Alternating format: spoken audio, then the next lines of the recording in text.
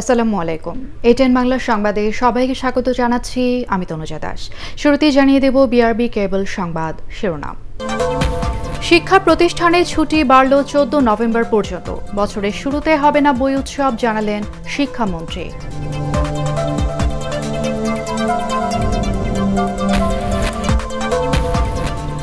দেশ যাতে সামনের দিকে এগিয়ে যায় সে বিষয়ে সবাইকে একসাথে কাজ করতে হবে। স্বাধীনতা পুরস্কার বিতরণ অনুষ্ঠানে প্রধানমন্ত্রী। জনস্বাস্থ্য ইনস্টিটিউটে ধর্মীয় পোশাক বাধ্যতামূলক করার আদেশ প্রত্যাহার করে ক্ষমা চাইলেন পরিচালক আব্দুর রহিম।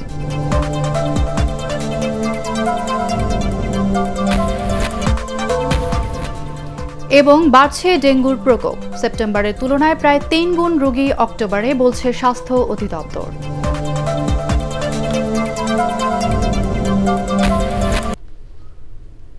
শুনছিলেন বিআরবি কেবল সংবাদ শিরোনাম। করোনা পরিস্থিতিতে 14 নভেম্বর পর্যন্ত বাড়ানো হলো দেশের সব শিক্ষা প্রতিষ্ঠানের ছুটি। ভার্চুয়াল সংবাদ সম্মেলনে শিক্ষামন্ত্রী ডাক্তার দীপু মনি এই ঘোষণা দেন। তিনি বলেন, পরিস্থিতি বিবেচনা করে সীমিত পরিসরে ক্লাস শুরুর চিন্তা করছে সরকার। এছাড়া প্রতিবারের মতো এবার হচ্ছে না আনুষ্ঠানিক বই উৎসব। বিস্তারিত দেখুন একরামুল হক সায়মের রিপোর্টে। করোনা মহামারীর কারণে 17 মার্চ থেকে টানা বন্ধ রয়েছে দেশের সব শিক্ষা প্রতিষ্ঠান। শিক্ষার্থীদের স্বাস্থ্য ঝুঁকির বিষয়টি মাথায় রেখে দফায় দফায় প্রতিষ্ঠান বন্ধের ঘোষণা দিচ্ছে সরকার। এই দফায় বন্ধের মেয়াদ বাড়ানো হলো আরো 2 সপ্তাহ।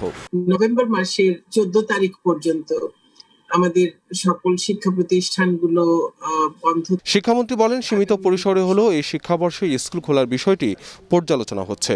দশম ও একাদশ শ্রেণীর ক্লাস চালুর বিষয়ে অগ্রাধিকার দেওয়ার কথা জানান তিনি। বিশেষ করে যারা আগামী বছর এসএসসি পরীক্ষা দিবেন বা এইচএসসি পরীক্ষা দিবেন, তাদের কথা বিবেচনায় রেখে আগামী 2 সপ্তাহের মধ্যে আমরা একটা চেষ্টা করে দেখব যে পরিস্থিতি যদি অনুকূল হয় তাহলে আমরা সীমিত পরিসরে শিক্ষা প্রতিষ্ঠানগুলো খুলবার একটা চেষ্টা করতে পারি। দীপুমণি বলেন, বিশ্ববিদ্যালয় পর্যায়ে পরীক্ষা ছাড়া অটো পাস দেয়া হবে না। এছাড়া শিক্ষা প্রতিষ্ঠানগুলোকে কেবল আবশ্যক ফি নেওয়ার আহ্বান জানান তিনি। জানান, হচ্ছে না এবার ঘটা করে বই উৎসবও। কিভাবে শিক্ষার্থীদের হাতে, প্রতিটি শিক্ষার্থীর হাতে এই বই পৌঁছে দেওয়া যায় সেই বিষয়টি নিয়ে আমরা চিন্তা ভাবনা করব। অন্যদিকে সচিবালয় সংবাদ সম্মেলনে প্রাথমিক বিদ্যালয়ের ক্ষেত্রে একই সিদ্ধান্তের কথা জানান প্রাথমিক ও গণশিক্ষা প্রতিমন্ত্রী জাকির হোসেন। প্রাথমিকে বার্ষিক পরীক্ষা না হলেও প্রতিষ্ঠানগুলোর নিজস্ব মূল্যায়ন পদ্ধতির মাধ্যমে শিক্ষার্থীদের পরবর্তী ক্লাসে উত্তীর্ণ করার কথা জানান প্রতিমন্ত্রী। একবারে যদি পরীক্ষা না থাকে এটা ভীতি থাকে না, একটা তখন মনে হয় যে সব আরো বেশি করে ডিগবাজি খাবে। একরামুল হক সায়েম, এটিএন বাংলা, ঢাকা। দারিদ্র্য ও ক্ষুধামুক্ত সোনার বাংলা গড়ার পাশাপাশি দেশ যাতে সামনের দিকে এগিয়ে যায় সে ব্যাপারে সবাইকে কাজ করার আহ্বান জানিয়েছেন প্রধানমন্ত্রী শেখ হাসিনা। গণভবন থেকে ওসমানী স্মৃতি মিলনায়তনের স্বাধীনতা পুরস্কার বিতরণ অনুষ্ঠানে ভার্চুয়ালি যোগ দিয়ে প্রধানমন্ত্রী এসব কথা বলেন। বিস্তারিত জানাচ্ছেন শফিকুল ইসলাম শামীম। দেশ ও জাতির কল্যাণে বিভিন্ন ক্ষেত্রে অনন্য অবদানের জন্য এবছর 8 ব্যক্তি ও 1 প্রতিষ্ঠানকে স্বাধীনতা পুরস্কারে ভূষিত করা হয়। রাজধানীর ওসমানী স্মৃতি মিলনায়তনে দেশের সর্বোচ্চ বেসামরিক পুরস্কার প্রদান অনুষ্ঠানে প্রধানমন্ত্রী শেখ হাসিনা বলেন, জিয়াউর রহমান ক্ষমতায় এসে স্বাধীনতা বিরোধীদের দেশে ফিরিয়ে এনে এবং বঙ্গবন্ধুর আত্মস্বীকৃত খুনিদের পুরস্কৃত করে ইতিহাস বিকৃত করেছে। আওয়ামী লীগ 21 বছর পর ক্ষমতায় এসে সবার সামনে সঠিক ইতিহাস তুলে ধরেছে। সংবিধান লঙ্ঘন করে যারা ক্ষমতা দখল করেছিল, মিলিটারি ডিক্টেটর জিয়াউর রহমান ক্ষমতায় এসেই এই যুদ্ধাপরাধীদের বিচার বন্ধ করে দিয়ে যারা কারাগারে বন্দী ছিল তাদেরকে মুক্তি দেয়। ঠিক সেই সাথে সাথে আমাদের যে মুক্তিযুদ্ধের চেতনাগুলি এক একে তা নস্যাৎ করা হয়। যে 7ই মার্চের ভাষণ এদেশের মানুষকে উজ্জীবিত করেছিল সে ভাষণ নিষিদ্ধ হয়। করোনা মহামারীর মধ্যে অর্থনীতি যাতে গতি না হারায় সে লক্ষ্যে কাজ করার নির্দেশ দেন প্রধানমন্ত্রী। এছাড়া স্বাস্থ্যবিধি মেনে চলার জন্য দেশবাসীর প্রতি আহ্বান জানান প্রধানমন্ত্রী। দেশের কোনো মানুষ যেন না খেয়ে কষ্ট না পায় সেদিকে লক্ষ্য রেখেই কিন্তু আমরা আমাদের বিভিন্ন কর্মসূচি বাস্তবায়ন করে যাচ্ছি এবং আমরা যথেষ্ট অর্জনও করেছি, উন্নয়নশীল দেশের মর্যাদাও পেয়েছি। কিন্তু দুর্ভাগ্য আমাদের যে করোনা ভাইরাস নামে এমন এক ভাইরাস আসলো যা শুধু আমাদের বাংলাদেশ না, সারা বিশ্বব্যাপী মানুষকে একেবারে স্থবির করে দিয়েছে, অর্থনীতি স্থবির করে দিয়েছে। কিন্তু সেটা মোকাবেলার জন্য আমরা আমাদের প্রাণপণ চেষ্টা করে যাচ্ছি, যেটা আমাদের দেশের মানুষগুলি যেন এর থেকে সুরক্ষা পায় এবং মানুষ যেন ভালোভাবে চলতে পারে এবং আমাদের অর্থনীতির গতিশীলতা যেন না হারায়। স্বাধীনতা দিবস উপলক্ষে সরকার 1977 সাল থেকে প্রতি বছর স্বাধীনতা পদক দিয়ে আসছে। শফিকুল ইসলাম শামীম, এটিএন বাংলা, ঢাকা। জনস্বাস্থ্য ইনস্টিটিউটে ধর্মীয় পোশাক বাধ্যতামূলক করার আদেশ প্রত্যাহার করে ক্ষমা চাইলেন পরিচালক আব্দুর রহিম। সন্ধ্যায় এক বিজ্ঞপ্তির মাধ্যমে বুধবারে তার দেয়া এ সংক্রান্ত নির্দেশ বাতিল করা হয়। মোবাইল সাইলেন্ট করা, মুসলিম পুরুষদের টাকনুর ওপরে কাপড় পরা এবং মহিলাদের পর্দা মানার নির্দেশ দিয়ে 28 অক্টোবর একটি বিজ্ঞপ্তি দেন আব্দুর রহিম। আদালতের নির্দেশনা পরিপন্থী এই আদেশের জন্য তাকে শোকজ করে স্বাস্থ্য মন্ত্রণালয়। 3 দিনের মধ্যে বিষয় ব্যাখ্যা দিতে তাকে চিঠিও দেওয়া হয়। 2010 সালের 4 অক্টোবর উচ্চ আদালতের এক আদেশে বলা হয়, ধর্মীয় পোশাক পরা যার যার ইচ্ছা, এ ব্যাপারে কাউকে বাধ্য করা যাবে না।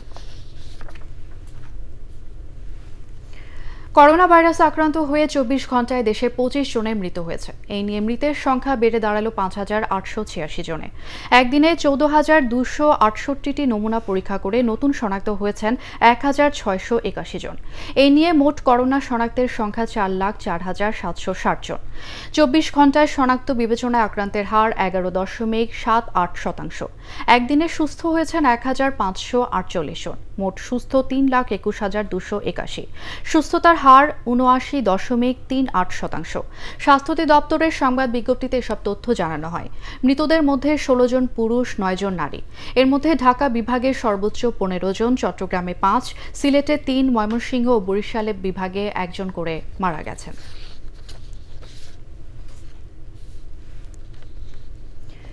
মুক্তিযোদ্ধাদের নামের আগে বীর লেখার বিধান রেখে গেজেট প্রকাশ করেছে সরকার।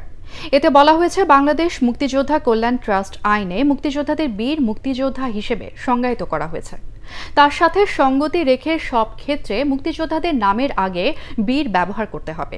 এছাড়া আরেক সংবাদ বিজ্ঞপ্তিতে নারী বীর মুক্তিযোদ্ধা বীরাঙ্গনা গেজেট ভুক্তির জন্য আবেদন ও তথ্য চেয়েছে মুক্তিযুদ্ধ বিষয়ক মন্ত্রণালয়।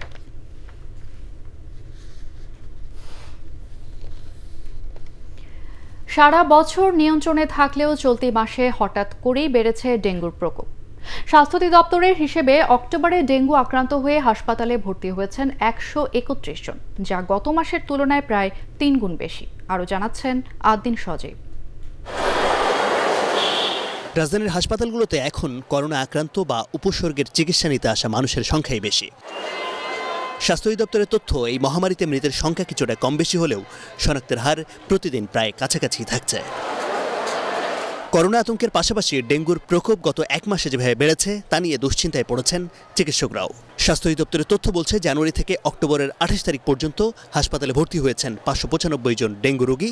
শুধু চলতি মাসেই ভর্তির সংখ্যা 131 জন, যার 55 জনই হাসপাতালে এসেছেন গত 1 সপ্তাহে। এটা যদি আরও বাড়ে, এটা আমাদের জন্য চ্যালেঞ্জিং হবে টু ম্যানেজ দ্য পেশেন্ট।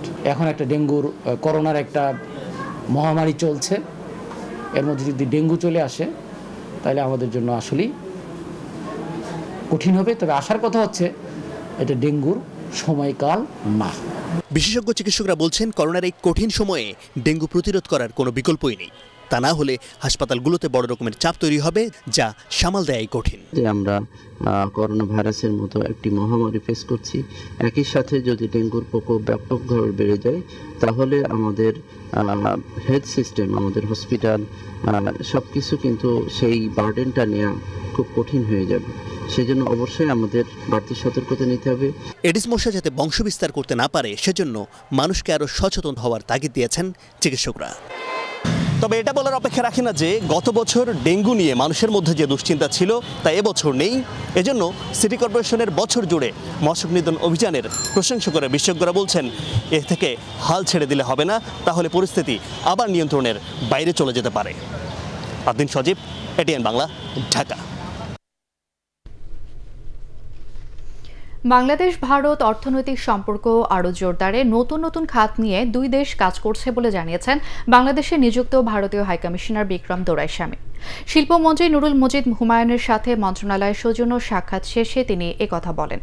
এ সময় শিল্পমন্ত্রী জানান, কাজের ক্ষেত্রে সীমাবদ্ধতাগুলো দূর করতে নিয়মিত আলোচনা করছে দুই দেশ। দুদেশের সম্পর্ক ঐতিহাসিক উল্লেখ করে তিনি বলেন, প্রতিবেশী দেশগুলোর সাথে সুসম্পর্ক বজায় রেখে উন্নয়ন কাজ এগিয়ে নিতে চায় সরকার। Our relations with Bangladesh stand on their own. We don't look at Bangladesh through anybody else's eyes. After all, you are our closest neighbor. We have plus over 4,000 kilometers of border between each other. We have ties that go beyond our ties with almost anybody else. So I see no reason why I should worry about what other people are doing. প্রতিবন্ধকতা আমাদের জায়গা থেকে আমরা যেটাকে মনে করছি হয়তো সেই জায়গা থেকে তারা শেখার নাই। যেগুলো তো ডেফিনেটলি আলোচনা আমরা যখন করব, সেখানে বাণিজ্যের পরিধি যখন বাড়বে সেগুলি সহজ হয়ে যাবে। দেশে চীনা বিনিয়োগ বাড়ছে। শিল্প, সেবা ও অবকাঠামো খাতে প্রায় $150 বিলিয়ন বিনিয়োগ করেছে চীনা উদ্যোক্তারা। সিংহভাগ কাঁচামাল ও কারখানার যন্ত্রাংশ আমদানি হলেও দেশটির সাথে বাংলাদেশের বাণিজ্য বৈষম্য বাড়ছে। বাণিজ্য ঘাটতি কমাতে দেশটির শুল্কমুক্ত পণ্য প্রবেশের সুবিধা নেওয়ার পরামর্শ দিয়েছেন গবেষকরা। বাংলাদেশ চীনের উন্নয়ন সহযোগিতা নিয়ে সেন্টার ফর পলিসি ডায়ালগ সিপিডির অনলাইন সেমিনারে এসব তথ্য জানানো হয়। বিস্তারিত জানাচ্ছেন শারফুল আলম। দ্রুত এগিয়ে চলছে পদ্মা সেতুর নির্মাণ কাজ। একই সেতুতে চলছে রেললাইন স্থাপন। গভীর সমুদ্র বন্দর সহ নানা প্রকল্পে কাজ করছেন বেশিরভাগ চীনা প্রকৌশলী ও কর্মকর্তারা। এসব নির্মাণ কাজের বিভিন্ন উপকরণ আসছে চীন থেকে। এছাড়াও করোনা মন্দার কারণে চীনের অনেক ব্যবসায়ী এখন বাংলাদেশমুখী। চামড়া, বিদ্যুৎ, নির্মাণ, তৈরি পোশাক, অবকাঠামো ও বিদ্যুৎ খাতেও রয়েছে চীনা বিনিয়োগ। China held the position in 2019 as well. The top position and investment was $1.2 billion, which is roughly 0.4% of Bangladesh's GDP in 2019. China is a potential investor.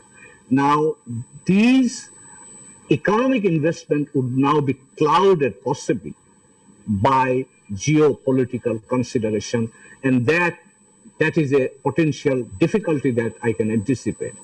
চীনা বিনিয়োগকারীদের আগ্রহের কারণে চট্টগ্রামের আনোয়ারায় বিশেষায়িত একটি অর্থনৈতিক অঞ্চল বরাদ্দ দেওয়া হয়েছে। এতে বিনিয়োগ বাড়লে দুই দেশের মধ্যে বাণিজ্য ঘাটতি অনেকাংশেই কমে আসবে বলে মনে করছেন নীতি নির্ধারকরা। Chinese companies sees Bangladesh market is one of the most important market. Bangladesh welcomes FDI with open arms to support industrialization of our country, and there obviously is a convergence of economic interest of the two countries. বাংলাদেশে যে কয়েকটি দেশ সবচেয়ে বেশি বিনিয়োগ করে তার মধ্যে একক দেশ হিসেবে সবার উপরে রয়েছে চীন। কৃষি সহ অন্যান্য নতুন শিল্পে তাদের বিনিয়োগ বাড়ানোর তাগিদ দেওয়া হয় অনলাইন সেমিনারে। Perspective on investment cooperation between Sharful Alam, ATN Bangla, Dhaka. কোনো দলকে রাজনীতি বিমুখ করা সরকারের কাজ নয় বলে মন্তব্য করেছেন আওয়ামী লীগ সাধারণ সম্পাদক সেতুমন্ত্রী ওবায়দুল কাদের। তিনি বলেন, গণতান্ত্রিক অগ্রযাত্রায় সরকার বিএনপিকে সহযোগী শক্তি হিসেবে পেতে চায়। পরিকল্পনা কমিশনের সাথে ৮ম পঞ্চবার্ষিকী পরিকল্পনার উপর খাতভিত্তিক ভার্চুয়াল আলোচনা সভা শেষে তিনি এসব কথা বলেন। বিএনপি মহাসচিবের বক্তব্যের সমালোচনা করে ওবায়দুল কাদের বলেন, ভুল রাজনীতির খেসারত দিতে গিয়ে তারা সরকার ও নির্বাচন কমিশনের উপর মিথ্যা অপবাদ দিচ্ছে। হটকারিতাই তাদেরকে জনগণ থেকে দূরে সরিয়ে দিচ্ছে। এ বিচ্ছিন্নতা বুঝতে পেরে বিএনপি বিরাজনীতিকীকরণের কল্পিত অভিযোগ আনছে। তাদের সিনিয়র নেতারাই রাজনীতিতে অনেকে নিষ্ক্রিয় হয়ে যাচ্ছেন। গণমাধ্যমে গঠনমূলক সমালোচনা সরকারের কর্মকাণ্ডকে গতিশীল করে বলে মন্তব্য করেন তথ্যমন্ত্রী হাসান মাহমুদ। তিনি বলেন, বর্তমান সরকার সমালোচকদের ইতিবাচকভাবে গ্রহণ করে। ঢাকা রিপোর্টার্স ইউনিটির রজত জয়ন্তী উপলক্ষে আয়োজিত সেমিনারে ভিডিও কনফারেন্সে যুক্ত হয়ে তিনি এসব কথা বলেন। গণমাধ্যম প্রতিষ্ঠায় পুঁজি বিনিয়োগ স্বাভাবিক, তবে গণমাধ্যমকে বিনিয়োগকারীদের স্বার্থে ব্যবহার করা ঠিক নয় বলেও মন্তব্য করেন তথ্যমন্ত্রী। সেমিনারে অন্যান্যদের মধ্যে বক্তব্য রাখেন ঢাকা বিশ্ববিদ্যালয়ের সাবেক উপাচার্য মশ আরফিন সিদ্দিক। আমাদের দেশে যে সমস্ত সাংবাদিক, দুস্থ সাংবাদিক কিংবা আর্থিক সংকটে আছে এমন সাংবাদিকদের সহায়তা করার জন্য মাননীয় প্রধানমন্ত্রী বিশেষ তহবিল গঠন করে সেই তহবিলের মাধ্যমে সহায়তা করে যাচ্ছেন। এই সহায়তা করোনা যতদিন থাকবে এটি অব্যাহত থাকবে। দেশে গণতন্ত্র ও গণমাধ্যমের স্বাধীনতা নেই বলে অভিযোগ করেছেন বিএনপি মহাসচিব মির্জা ফখরুল ইসলাম আলমগীর। ঢাকা রিপোর্টার্স ইউনিটি রজত জয়ন্তীর শোভাযাত্রার উদ্বোধন করে তিনি বলেন, ভিন্ন মত পোষণ করায় অনেক সাংবাদিককে কারাগারে যেতে হয়েছে। বাংলাদেশের মানবাধিকার পরিস্থিতি নিয়ে বহির্বিশ্বের উদ্বেগের কথা উল্লেখ করে গণতন্ত্র রক্ষায় সাংবাদিকদের সঠিকভাবে দায়িত্ব পালনের আহ্বান জানান বিএনপি মহাসচিব। বর্ণাঢ্য শোভাযাত্রাটি ডিআরইউ প্রাঙ্গণ থেকে শুরু হয়ে ডিপ্লোমা ইঞ্জিনিয়ার্স ইনস্টিটিউশনে গিয়ে শেষ হয়। গণমাধ্যমকে নিয়ন্ত্রণ করা, যে আইনগুলো তৈরি করা হয়েছে ইতিমধ্যে, এই আইনগুলো কখনোই স্বাধীন গণমাধ্যমের কাজ করার জন্য কখনো উপযোগী নয়। ভিন্ন মতকে সহ্য করার যে সহনশীলতা, তা ধীরে ধীরে ধীরে একেবারেই আপনার নিশ্চিহ্ন হয়ে যাচ্ছে। রাজধানীর গোপীবাগ বাজারে দক্ষিণ পাশের এলাকার কয়েক হাজার মানুষের দুর্ভোগ এখন চরমে। নতুন রেল লাইনের জন্য জমি অধিগ্রহণ করে রাস্তায় গর্ত করায় এলাকাবাসীর চলাচলের একমাত্র পথ বন্ধ রয়েছে কয়েক বছর ধরে। রাস্তা খোঁড়াখুড়িতে ওয়াসার সুয়ারেজ লাইন বন্ধ থাকায় তৈরি হয়েছে জলাবদ্ধতা। দেখুন শফিকুল ইসলাম শামীমের আরেকটি রিপোর্ট। রাজধানীর সেন্ট্রাল ওমেন্স কলেজ সংলগ্ন গোপীবাগ রেললাইনের পাশের এলাকার চিত্র এটি। খাল তৈরি করে রাখা স্থানটিতে ৩ বছর আগেও ছিল সিটি কর্পোরেশনের সড়ক, কিন্তু এখন দেখলে বোঝার কোনো উপায় নেই। উন্নয়ন কাজের নামে জনবহুল আবাসিক এলাকার সড়কটি কাটা হলেও বিকল্প কোনো ব্যবস্থা করা হয়নি। রাস্তা কেটে গর্ত করে ফেলে রাখায় গাড়ি ব্যবহারের কোনো সুযোগ নেই। রেললাইন দিয়ে হেঁটে চলাচল করতে হয় এলাকাবাসীকে। রাস্তায় এই ফুটি মাজা ফুটি পানি থাকে, তখন আমরা দাঁড়িয়ে পারি না, নামাজ পড়বার দাঁড়িয়ে পারি না, আছার খেয়ে পড়ে যায়। বয়স্ক লোকজন অসুস্থ হলে যে আমরা এখান থেকে বের করব, এটারও সুযোগ নেই। ইভেন আমার নিজের বাবা মারা গেছে, তার নিজের তৈরি বাসাতে ওনাকে শেষবারের জন্য আমরা আনতে পারি নাই। ট্রেনের রাস্তা দিয়ে খুব ভয় লাগে, বাচ্চা পোলাপান নিয়ে বের হইতে খুব সমস্যা হয় আমাদের। রাস্তা কাটার সময় ক্ষতিগ্রস্ত হয়েছে এলাকার একমাত্র সুয়ারেজ লাইনটি। এখন ড্রেনের পানি নামতে না পারায় তা বাসাবাড়িতে ঢুকছে। দক্ষিণ গোপীবাগে জলাবদ্ধতার কারণে অনেক ভবনই এখন ভাড়াটিয়া শূন্য।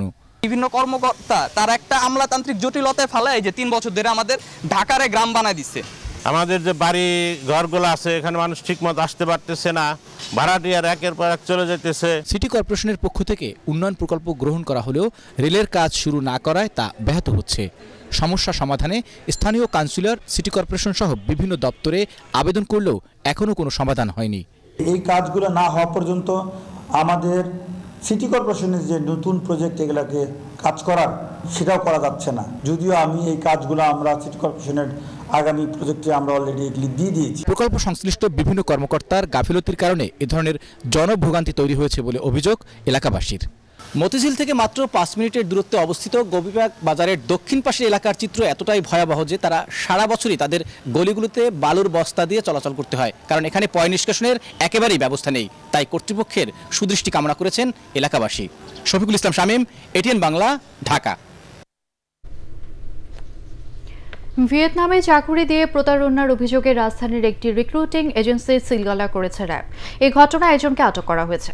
ভুক্তভোগীর অভিযোগের প্রেক্ষিতে পল্টনের আফিফ ইন্টারন্যাশনালে অভিযান চালায় র্যাব। প্রতিষ্ঠানটি চাকুরি দেবার নামে 62 জনকে ভিয়েতনামে পাঠায়। চাকুরির বদলে চালানো হয় নির্যাতন।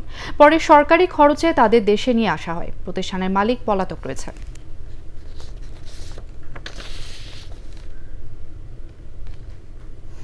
এবারে আল আরাফা ইসলামী ব্যাংক অর্থ সংবাদ।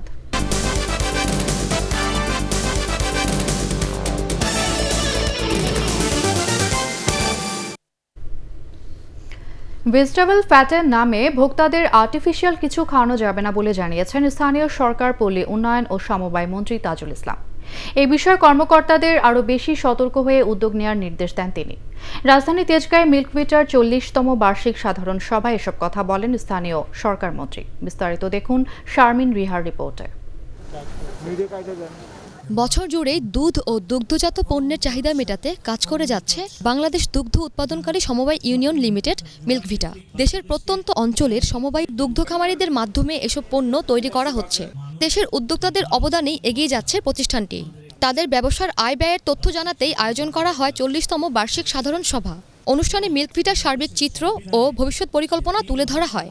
সেই দুধে ভাতে তো এতদিন থাকে নাই, এখন রূপালী ব্যাংকের সহায়তা এবং অন্যদের সহায়তা এবং আপনাদের কর্ম মাধ্যমে সবাই দুধে ভাতে থাকবে, এইটা আমি দেখতে পাচ্ছি। বিভিন্ন গোল চক্করগুলোতে বা বিভিন্ন চার রাস্তায় মিল্কভিটা অন্ততপক্ষে 25টি বিলবোর্ড যাতে দিতে পারে, তাহলে মিল্কভিটা অনেক এগিয়ে যাবে। পুষ্টির ঘাটতি পূরণে মিল্কভিটা গুরুত্বপূর্ণ ভূমিকা রাখছে বলে জানান স্থানীয় সরকার, পল্লী উন্নয়ন ও সমবায় মন্ত্রী। আমরা যেখানে কর্মরত আছি, আমাদের উপরে যে দায়িত্ব আছে সে দায়িত্বটা আমাদেরকে সততা নিষ্ঠার সহিত পালন করতে হবে। আপনি মিল্কভিটার যে পদে থাকুন না কেন, অথবা বাংলাদেশের যেখানে যে কাজে আপনি নিয়োজিত হন না কেন, সকল কাজটারই গুরুত্ব আছে। প্রতিষ্ঠানের সুনাম রক্ষায় সবাইকে আন্তরিকভাবে কাজ করার আহ্বান জানানো হয় অনুষ্ঠানে। শারমিন রিহা, এটিএন বাংলা, ঢাকা। এবারে মিল্কভিটা আন্তর্জাতিক সংবাদ।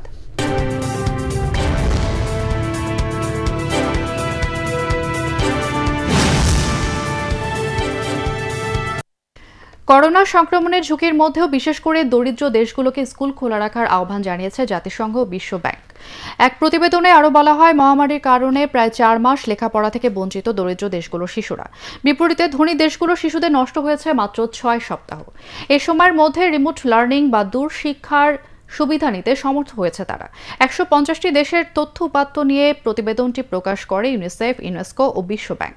ধনী ও দরিদ্র দেশের শিশুদের মধ্যে শিক্ষার পার্থক্য কমিয়ে আনতে দ্রুত এই খাতে বিনিয়োগ বাড়ানো প্রয়োজন বলে মনে করছে সংস্থাগুলো।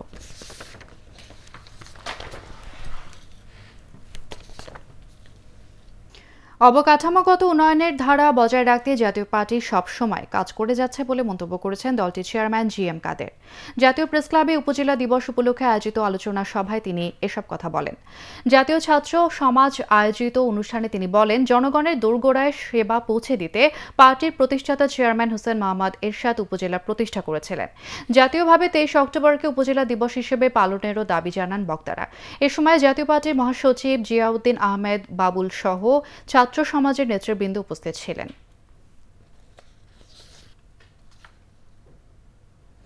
এবারে বাণিজ্য সংবাদ।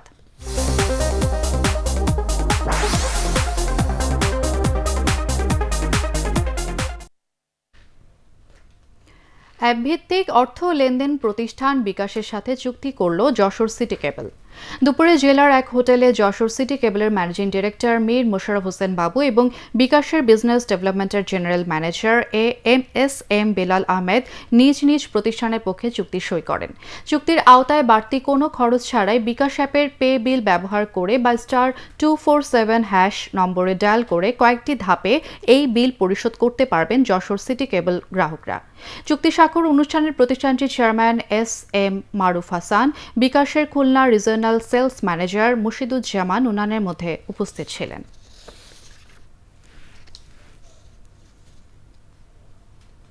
করোনার কারণে দীর্ঘদিন বন্ধ থাকার পর আবারও চালু হলো বসুন্ধরা কনভেনশন সেন্টার। এখন থেকে সরকারি নির্দেশনা অনুযায়ী স্বাস্থ্যবিধি মেনে অনুষ্ঠান আয়োজনের সম্পূর্ণ প্রস্তুত প্রতিষ্ঠানটি। সন্ধ্যায় কনভেনশন সেন্টারের 1 নম্বর হলে জমকালো বিয়ের অনুষ্ঠান আয়োজনের মাধ্যমে আবারও আনুষ্ঠানিকভাবে শুরু করল এর বাণিজ্যিক কার্যক্রম। এর আগে করোনা মহামারীর কারণে এই সেন্টারের বাণিজ্যিক কার্যক্রম বন্ধ রেখে রূপান্তর করা হয় করোনা আইসোলেশন সেন্টার হিসেবে।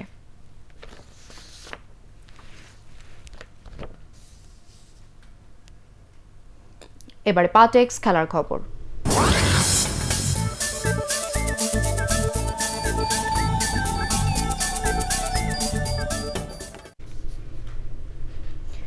নিষেধাজ্ঞা শেষ হবার পর ক্রিকেট মাঠে ফেরার অপেক্ষায় থাকা সাকিব আল হাসানকে স্বাগত জানিয়েছেন বাংলাদেশের ক্রিকেটাররা। বিশ্বের অন্যতম সেরা অলরাউন্ডারের প্রত্যাবর্তনে সামাজিক যোগাযোগ মাধ্যমে পোস্টের ঝড় বয়ে যায়। সাবেক অধিনায়ক মুশফিকুর রহিম থেকে শুরু করে যুব দলের ক্রিকেটাররাও স্বাগত জানিয়েছেন তাকে।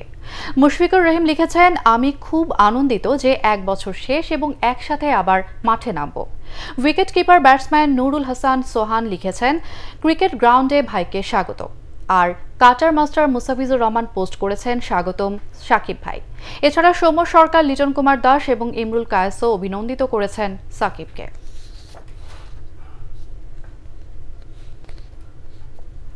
ছুটি কাটিয়ে বাংলাদেশে এসেই নেপালের সাথে প্রীতি ম্যাচ জয়ের ঘোষণা দিলেন প্রধান কোচ জেমি ডে। সেই সাথে এই জয়ের ভিত্তিতেই দলকে এগিয়ে নিতে চান বলে জানান কোচ। এদিকে খেলোয়াড়রা জানান, পুরো ফিট থাকতে পারলে নেপাল ম্যাচে জয় পাওয়া সম্ভব। আরও জানাচ্ছেন পরাগ আরমান। করোনা ভাইরাস মহামারী আকারে ছড়িয়ে পড়ায় গত মার্চে বন্ধ হয়ে যায় খেলাধুলা। তখনই ছুটি নিয়ে ইংল্যান্ডে ফিরে যান বাংলাদেশ ফুটবল দলের প্রধান কোচ জেমি ডে। প্রায় 8 মাস পর ফিরলেন তিনি। উদ্দেশ্য আগামী 13 ও 17 নভেম্বর বঙ্গবন্ধু জাতীয় স্টেডিয়ামে নেপালের বিপক্ষে প্রীতি ম্যাচ দুটিতে ভালো ফল করা। তবে ফিরেই জেমি ডে প্রীতি ম্যাচ জয়ের ঘোষণা দেন। বাংলাদেশে ফুটবল ফিরেছে, ছেলেরা অনুশীলনে ফিরেছে, এটা ভালো। অবশ্যই জিততে চাই, কিন্তু আমার মনোযোগ শুধু জয়ের দিকে নয়। এই ম্যাচগুলোই পরের বছরের ভিত্তি তৈরিতে কাজে আসবে। অনেকদিন বসে থাকায় অনেক খেলোয়াড়ই ফিটনেস সমস্যায় ভুগছেন। তবে সবাই সেটা ফিরে পেতে চেষ্টাও করছেন। পুরোপুরি ফিট হলেই নেপালের সাথে ভালো কিছু করা সম্ভব বলে মনে করেন মামুনুল ইসলাম। এই কয়েকদিনে আমাদের 90% বা 100% নিয়ে আসতে হবে, এটাই হলো আমাদের টার্গেট। আমরা এখনো কিছু টাইম আছে, ধরুন আরো 1 উইক আছে আমাদের ফিটনেস বাড়ানোর জন্য। এখন ইন্টারন্যাশনাল লেভেলে ম্যাচ খেলতে গেলে দুই টিমেরই ক্ষেত্রে ফিটনেসে কিছু প্রবলেম থাকে। আগামী 5 নভেম্বর চার্টার্ড বিমানে করে ঢাকায় আসার কথা রয়েছে নেপাল ফুটবল দলের। পরাগ আরমান, এটিএন বাংলা, ঢাকা। 4 দলের অংশগ্রহণের মধ্য দিয়ে শনিবার থেকে শুরু হচ্ছে বঙ্গবন্ধু ফেডারেশন কাপ পুরুষ হ্যান্ডবল প্রতিযোগিতা। এ উপলক্ষে পল্টনের হ্যান্ডবল স্টেডিয়ামে আয়োজিত এক সংবাদ সম্মেলনে ফেডারেশনের সাধারণ সম্পাদক আসাদুজ্জামান কোহিনুর বলেন, করোনাকালীন স্বাস্থ্যবিধি মেনেই খেলা হবে। 5 দিনের লিগ ভিত্তিক প্রতিযোগিতা শেষে শীর্ষ 2টি দল ফাইনালে মুখোমুখি হবে। এ সময় উপস্থিত ছিলেন পৃষ্ঠপোষক প্রতিষ্ঠান ওরিয়েন্ট ফুড কোম্পানির ব্যবস্থাপনা পরিচালক মাহবুবুজ্জামান এবং টুর্নামেন্ট কমিটির সম্পাদক সেলিম মিয়া বাবু।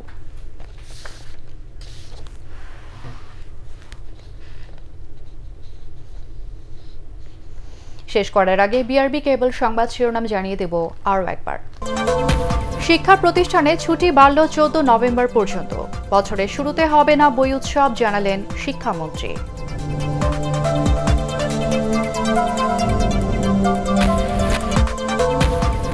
দেশ যাতে সামনের দিকে এগিয়ে যায় সে বিষয়ে সবাইকে একসাথে কাজ করতে হবে। স্বাধীনতা পুরস্কার বিতরণ অনুষ্ঠানে প্রধানমন্ত্রী।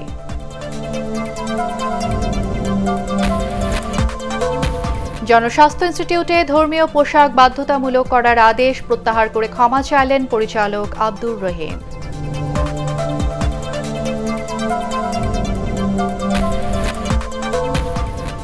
এবং বাড়ছে ডেঙ্গুর প্রকোপ। সেপ্টেম্বরের তুলনায় প্রায় 3 গুণ রোগী অক্টোবরে, বলছে স্বাস্থ্য অধিদপ্তর।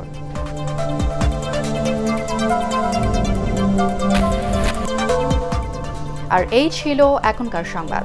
আমাদের এটিএন বাংলা সংবাদ ইউটিউবে দেখতে ব্রাউজ করুন youtube/ATN বাংলা নিউজ। দর্শক, করোনা ভাইরাস থেকে নিজেকে সুরক্ষিত রাখতে মাস্ক পরুন এবং বারবার হাত পরিষ্কার করুন। আমাদের সাথে থাকার জন্য ধন্যবাদ।